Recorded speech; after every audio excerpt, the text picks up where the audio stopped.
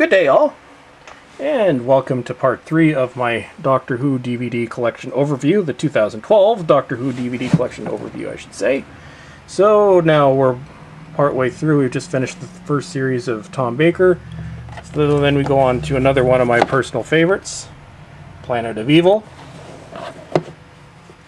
and what many consider to be one of the best shows of the original series run, Pyramids of Mars. That's the one with the mummies. And this, the android invasion, which a lot of people don't like because they're plot holes, but this one, I don't know, maybe for just nostalgia reasons, I personally love that story, but that's just me. Brain of Morbius, Doctor Who meets Frankenstein. The Seeds of Doom, another all-time classic. Yeah, that's where you got the creepy seeds and stuff, and Doctor throws one hell of a hissy fit partway through that one, which is kind of amusing to watch. Then we have Mask of Mandragora, or Mandragora, or however you want to pronounce it.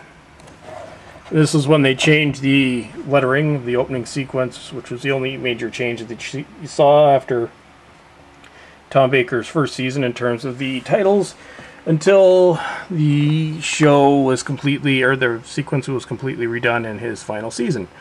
So it was the Doom. And here's Elizabeth Sladen's final story as a regular on the original series. So The Hand of Fear, another classic. The Deadly Assassin, which is definitely one of my favorite stories, and for the longest time actually was my favorite Doctor Who story. And then that's followed by The Face of Evil. There's the evil face. And here we have it, one of the first ones to come out, along with Spearhead from Space and The Five Doctors, The Robots of Death. So this was actually the first one that I watched on DVD, and DVD was still relatively new back then, so it was pretty cool to finally see Doctor Who, my favorite show, on DVD.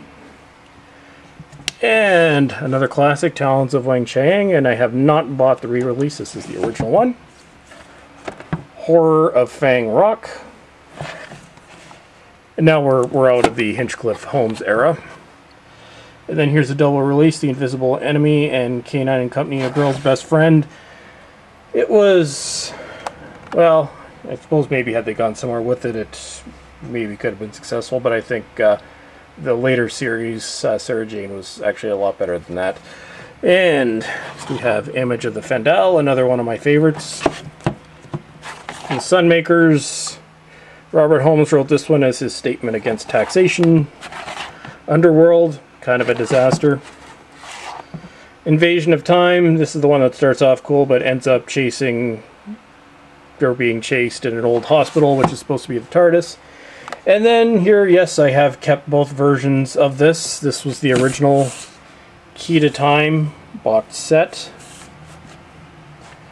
So here, I'll just pause this for a moment and I'll take all of them out individually so you can see them. Okay, so here we go from back to beginning. Armageddon Factor, Power of Kroll, Androids of Patara, Stones of Blood, Pirate Planet, Rebus Operation, however you want to pronounce it. Anyways, and this, I can't remember how much I paid for this. I think it must have been like 150 bucks 10 years ago. I'll put these back in and we'll take a look at the rest. Okay, and we're back. And so here we have the Key to Time Special Edition, which is the only Doctor Who of the original series released in a digipack. And then we're into the somewhat problematic Douglas Adams era, which Douglas Adams was a genius, but many people don't care too much for this series. I don't mind it that much myself.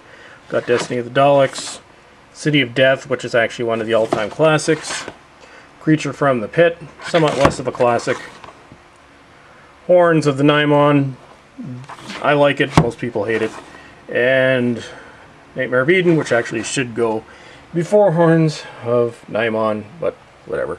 Sometimes things get reversed and whatnot. And then on to his Tom Baker's final season, when the show was reinvented, you know, new title sequence, new costume for the Doctor. So Yeah, and John Nathan Turner's first episode is producer, so Leisure Hive. And we've got Meglos. Then we have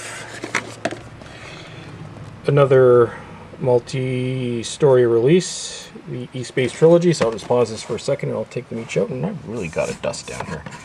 I'll do that later. Okay, so we have Full Circle, State of Decay, another one of my favorites, and Warrior's Gate. I'll just pause this and I'll put these back on the shelf. Okay, and there we go. Let's return to the shelf. And to finish off this part, we'll finish with the 2007 box set, if I can get it to come out. New Beginnings, Keeper of Traken, Logopolis, and Castrovalva. So, take these out. And there we have the front of Castrovalva, Logopolis, Tom Baker's final episode or story, and Keeper of Traken, which actually, yeah, these are kind of in reverse order, or the way I showed them, but whatever. So there we go. So that was the latest part. So very shortly I will return and we will do part, what is it, 4? I think it's 4. I'm pretty sure it's 4. See ya.